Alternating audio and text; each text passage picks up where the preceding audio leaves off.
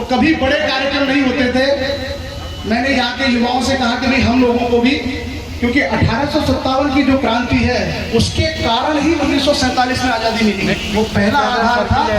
और आप लोगों को ज्ञात होगा कि भारत में शहीद होने वाली पहली महिला वीरांगना रानी अवंतीबाई लोधी थी।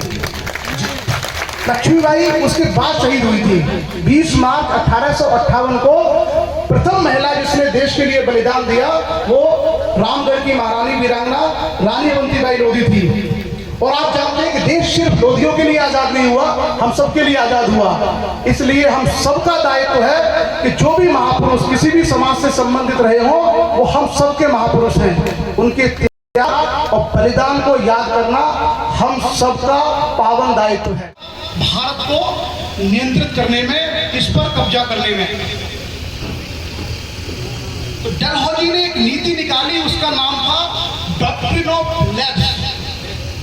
हिंदी में उसे कहते हैं हड़प की नीति। हड़प की नीति थी कि अगर किसी राजा के वैध उत्तराधिकारी नहीं है, अर्थात अगर उस राजा के बच्चे नाबालिग हैं या उस राजा के बच्चे हैं ही नहीं, तो उस राज्य को हड़पा जा सकता था डॉक्ट्रिन ऑफ लैप्स के अंतर्गत। रानी अवंतीबाई जो थी उनके पति थोड़ा पूजा पाठ ज्यादा करते थे, इसलिए राज्य का काम उनके जिम्मे था। और उनके जो बच्चे थे वो नाबालिग थे।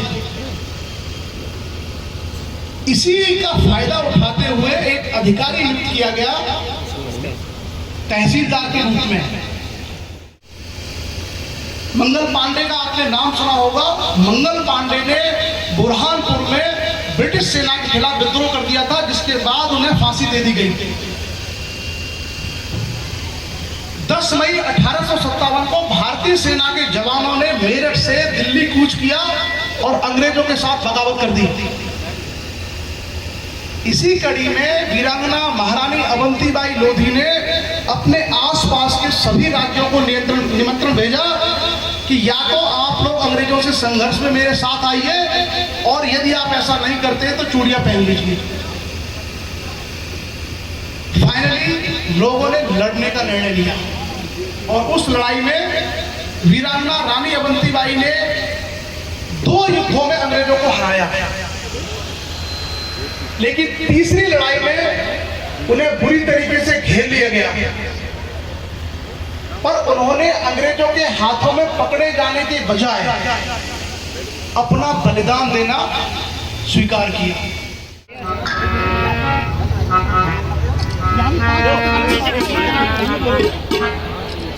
अब आप लोग यहां से बैठ जाओ प्लीज।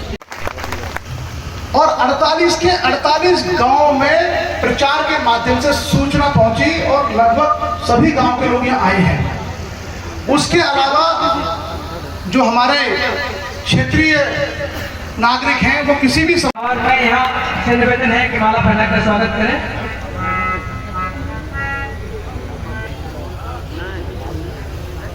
अतिथियों के सम्मान में तालियां बजती रहें।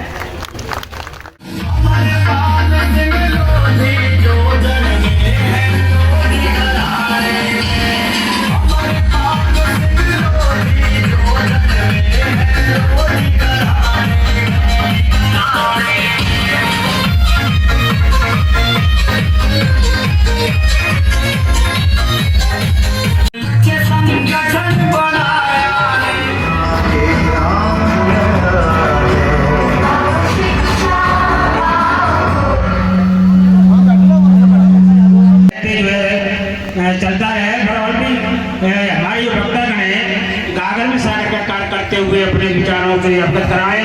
हमने इस कड़ी में आगे बढ़ा